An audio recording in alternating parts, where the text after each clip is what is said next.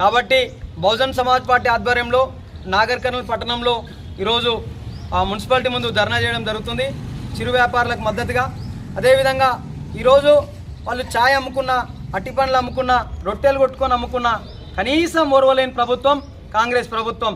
గతంలో ఈరోజు 3 సంవత్సరాలు అవుతుంది కాంగ్రెస్ ప్రభుత్వానికి, దాదాపుగా తక్కువ టైంలో ఉంది। ఇప్పటి నుంచి నాగర్ కర్నూల్ టౌన్లో కబ్జాలు చేద్దాం, ఇనాముల భూముల్లో కబ్జాలు చేద్దాం, ఇల్లీగల్ వ్యాపారాలు చేద్దాం। వేల కోట్ల రూపాయలు నాగర్ కర్నూల్ మున్సిపాలిటీలో గురైనాయి, కబ్జాలకు గురైనాయి।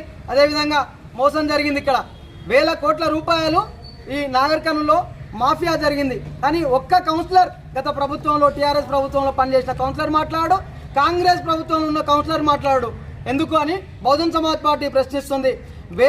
దాదాపు నాగర్ కర్నూల్ అసెంబ్లీకి 1000 కోట్లు నిధులు వచ్చినాయని పూలమాలలు చేస్తారు, పాలాభిషేకాలు చేస్తారు, ఎక్కడ పోయినామని బహుజన్ సమాజ్ పార్టీ మేము డిమాండ్ చేస్తున్నాం, ప్రశ్నిస్తున్నాం।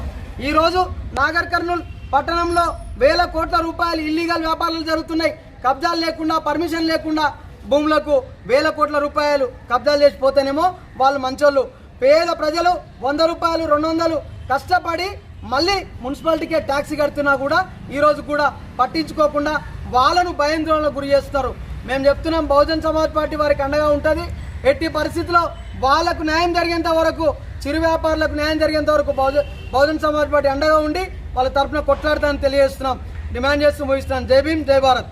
సమాజ్ పార్టీ ఆధ్వర్యంలో నాగర్ కర్నూల్ పట్టణంలో ఈరోజు మున్సిపాలిటీ ముందు ధర్నా చేయడం జరుగుతుంది చిరు వ్యాపారులకు మద్దతుగా। అదేవిధంగా ఈరోజు వాళ్ళు ఛాయ్ అమ్ముకున్న, అట్టి పండ్లు అమ్ముకున్న, రొట్టెలు కొట్టుకొని అమ్ముకున్న కనీసం ఓర్వలేని ప్రభుత్వం కాంగ్రెస్ ప్రభుత్వం। గతంలో ఈరోజు 3 సంవత్సరాలు అవుతుంది కాంగ్రెస్ ప్రభుత్వానికి, దాదాపుగా తక్కువ టైంలో ఉంది। ఇప్పటి నుంచి నాగర్ కర్నూల్ టౌన్లో కబ్జాలు చేద్దాం, ఇనాముల భూముల్లో కబ్జాలు చేద్దాం, ఇల్లీగల్ వ్యాపారాలు చేద్దాం।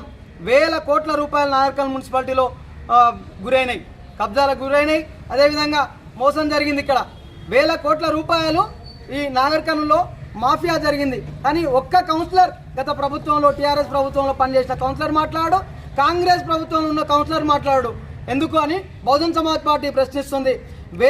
దాదాపు నాగర్ కర్నూల్ అసెంబ్లీకి 1000 కోట్లు నిధులు వచ్చినాయని పూలమాలలు చేస్తారు, పాలాభిషేకాలు చేస్తారు, ఎక్కడ పోయినామని బహుజన్ సమాజ్ పార్టీ మేము డిమాండ్ చేస్తున్నాం, ప్రశ్నిస్తున్నాం। ఈరోజు నాగర్ కర్నూల్ పట్టణంలో వేల కోట్ల రూపాయలు ఇల్లీగల్ వ్యాపారాలు జరుగుతున్నాయి, కబ్జాలు లేకుండా, పర్మిషన్ లేకుండా భూములకు వేల కోట్ల రూపాయలు కబ్జాలు చేసిపోతేనేమో వాళ్ళు మంచోళ్ళు। పేద ప్రజలు 100 రూపాయలు 200 కష్టపడి మళ్ళీ